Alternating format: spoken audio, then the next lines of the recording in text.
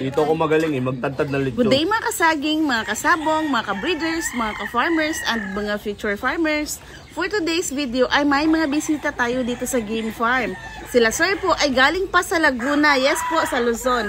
At pumunta sila dito sa Davao para magsabong at para mamili ng mga manok. Itong tanong ko kina sir ay katuwaan lang ito ha. Kanina habang lunch, ito ang pinagkakatuwaan naming question. Sir, what did you do for a living? Yan magaling parang Ricky. Di ba Ricky yan talaga talaga. Para living. Yan ang gusto niya, yan ang gusto niyang tanong ko. Sige daw sir. Wala, ito. Sir. Tapos sa si sir kanina. May sa camera yan.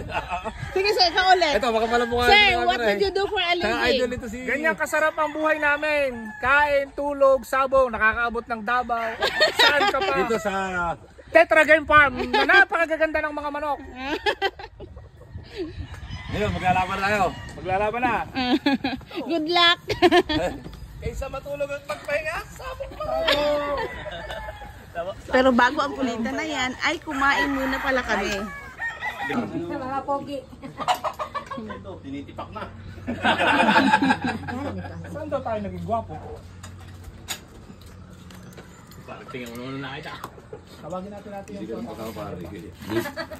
Dito ko magaling magtantad na lechon. Anak ka pala sir.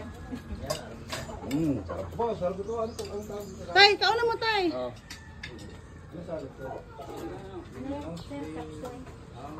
Kung maalala nyo doon sa mga previous videos ko ay may pinakita ako sa inyo na may hinanda si tatay na 12 kamanok para gagamitin sa derby. Sila sir po ang nagpahanda nun. Yes po, from Luzon to Davao and why not? And syempre dahil may mga bisita tayo, kaya naghanda din kami ng pang-lunch nila. Actually, guest talaga namin sila for 3 days dito sa Davao. At pinaghandaan talaga namin ang pagdating nila sir. Actually, pag uwi po nila ay magbibit-bit po sila ng 40 kamanok galing sa aming farm. Thank you in advance po mga sir. Matagal na ba kami magkakilala ni na sir? Yung iba po sa kanila ay kakilala na namin sa Facebook or ka-chat or ka-messenger po. Dahil order po sila ng order sa amin. Kaya parang ang tagal na namin silang kakilala. Pero hindi kompleto ang grupo nila. Mayroon ding hindi nakasama. Tapos nagdala talaga sila ng kanilang mga gamit na pangtari na gagamitin nila sa kanilang mga sasalihan na laban dito sa Davao. Hindi lang sa Davao City, aabot po talaga sila sa Davao del Sur. Isa pang sir ay hindi nakasama. Siya talaga ang pinakagrabe bumili sa amin ng manok. Pero nagpadala siya ng regalo. Isang set na pangtari. Thank you so much po sir sa inyong pinadalang regalo. Iingatan talaga namin ito at gagamitin talaga. Take care always po sa inyong health and God bless you more po. Sir, bakit dito kayo sa Davao magsasabong? Para ma-experience naman namin na dumayo dito sa Davao kasi sa Manila okay namang magsabong.